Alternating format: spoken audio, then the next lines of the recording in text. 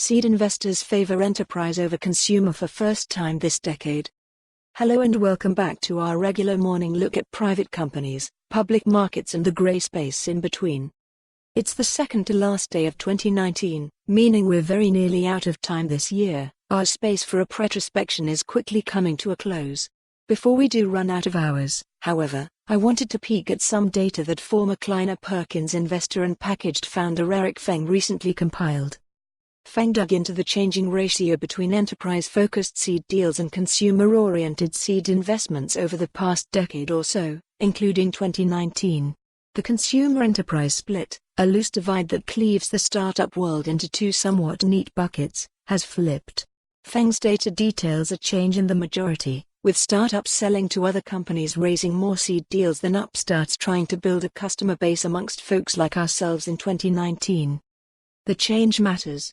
As we continue to explore new unicorn creation, quick, and the pace of unicorn exits, comparatively slow, it's also worth keeping an eye on the other end of the startup lifecycle.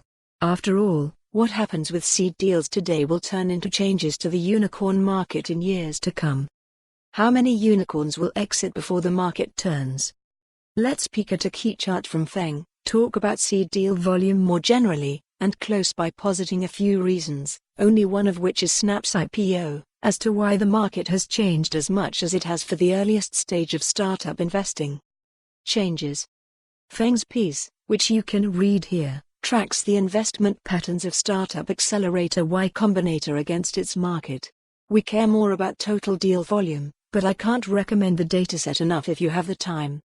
Concerning the universe of seed deals, here's Feng's key chart. Chart via Eric Feng, Medium. As you can see, the chart shows that in the pre-2008 era, seed deals were amply skewed towards consumer-focused seed investments. A new normal was found after the 2008 crisis, with just a smidge under 75% of seed deals focused on selling to the masses for nearly a decade. In 2016, however, a new trend emerged, a gradual decline in consumer seed deals and a shift towards enterprise investments. This became more pronounced in 2017, sharper in 2018, and by 2019 fewer than half of seed deals focused on consumers. Now, more than half are targeting other companies as their future customer base. Y Combinator, as Feng notes, got there first, making a majority of investments into enterprise startups since 2010, with just a few outlying classes. This flip comes as seed deals sit at the 5,000 per quarter mark. As Crunchbase News published as Q3 2019 ended, global seed volume is strong. So, we're seeing a healthy number of deals as the consumer enterprise. For more on this story, visit the news article link.